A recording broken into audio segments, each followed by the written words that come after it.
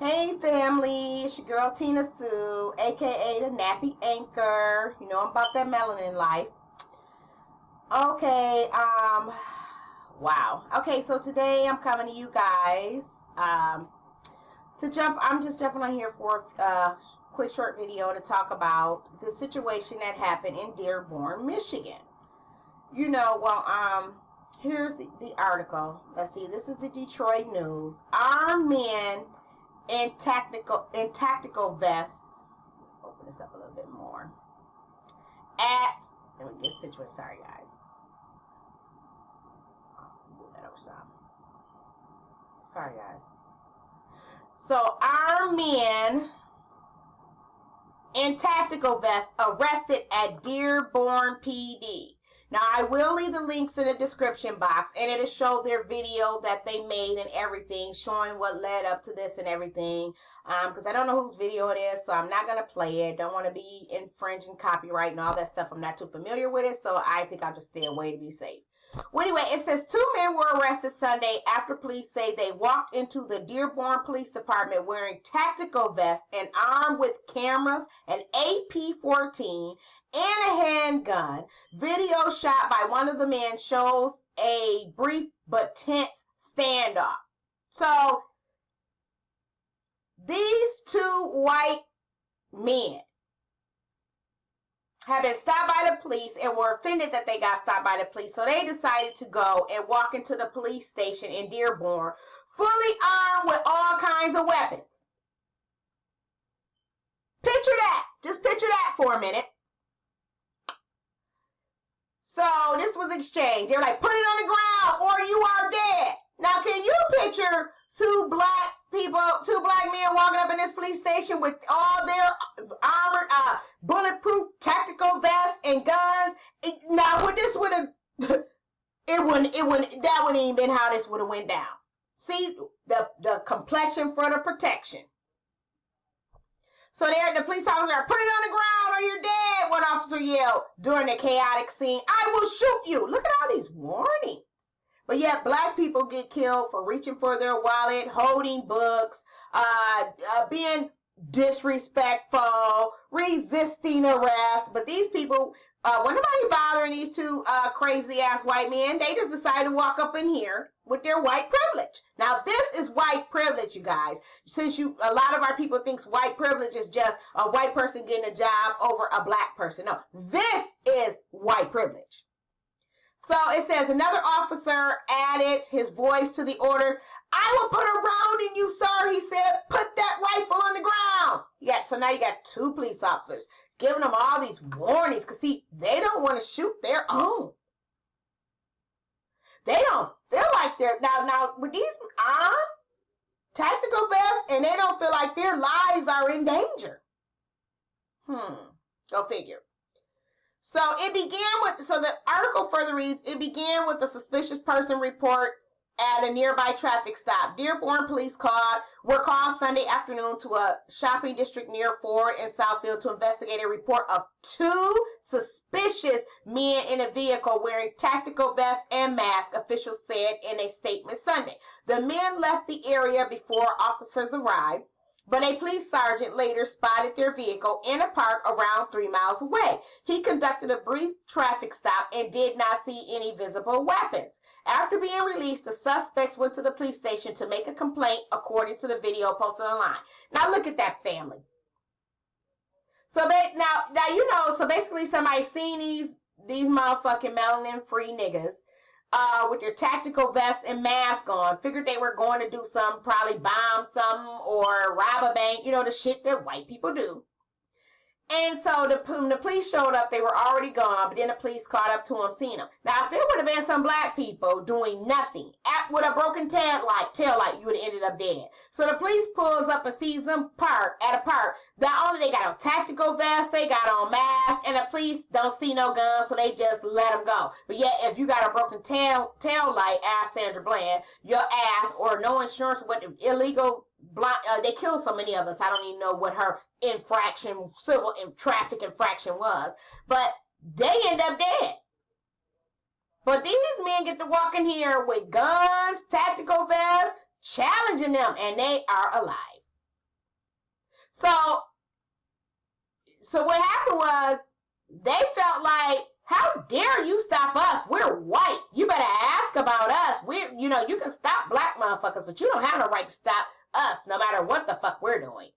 It's that white privilege and that entitlement. So then they decided after that, they got pissed off. So they were saying, so we're outside, we're here. This is when they were on videotape, as I'll put the link in here. Outside the Dearborn Police Station, we're going to go in and make a complaint.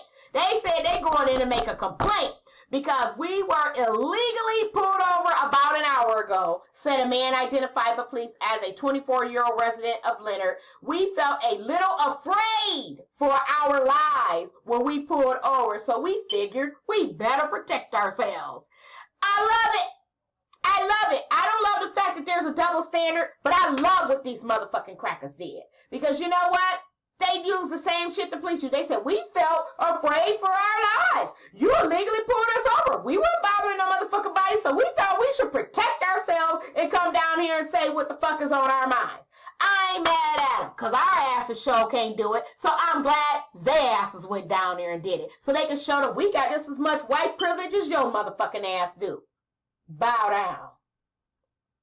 Because they damn sure weren't finna shoot them. We've seen time and time again, white people can be armed, they can have guns, somehow they can shoot up movie theaters, they can shoot up black churches, and they still make it to the police station alive and well. So now it's going to a whole new level. You can walk up in the motherfucking police station armed, and your ass still gonna be initiating the contact, and your ass still gonna walk away alive if you're white. They said, so we figured we protect ourselves. So then it says a man, his hidden face in a mask and wearing sunglasses, held his camera out to reveal a large rifle strapped to his chest. Accompanying him was a 40-year-old Jackson resident who was unarmed, but also clad in a tactical vest with cameras rolling. I love it. Show they punk asses up. Police have not named either suspect. They ain't even gonna name him.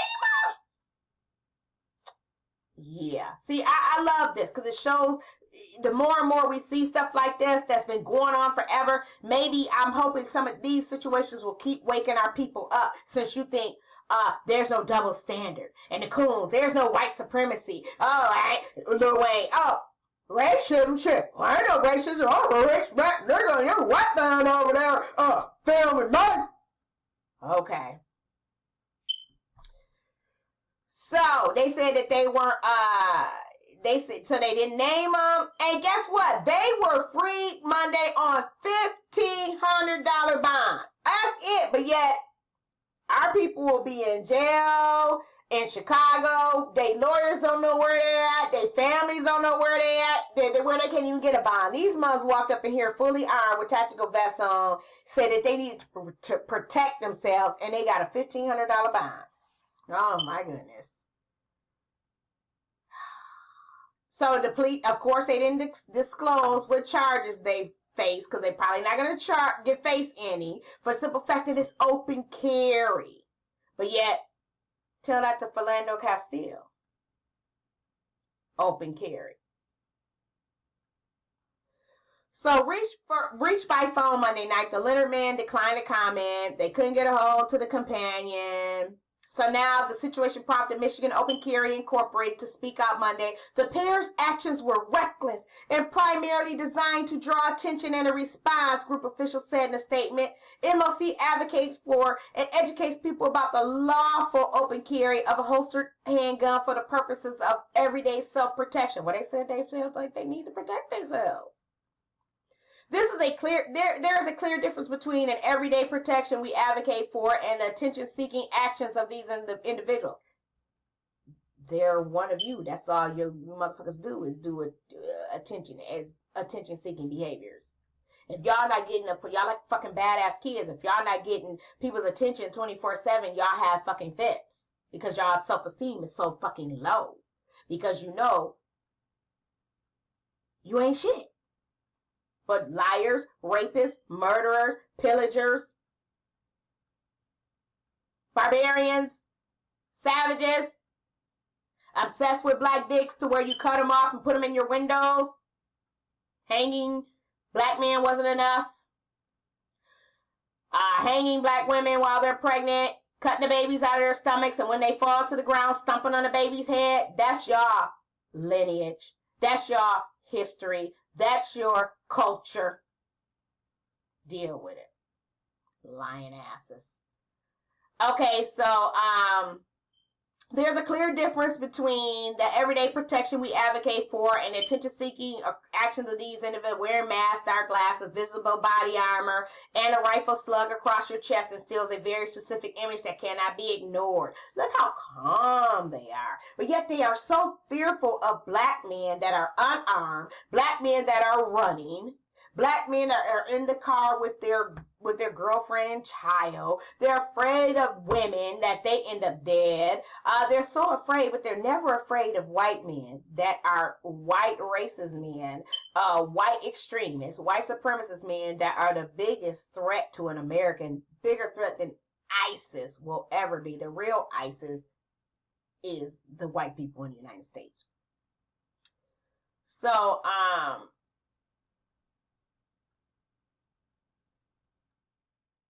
it's indeed, as the two walked into the police station Sunday, there was a beat of silence until officers inside reacted to the man. And mind you, there were people in the lobby, citizens, the public. So you didn't feel like you needed to protect the public for these white men coming up in here armed with these damn guns. You didn't feel like you needed to protect the public.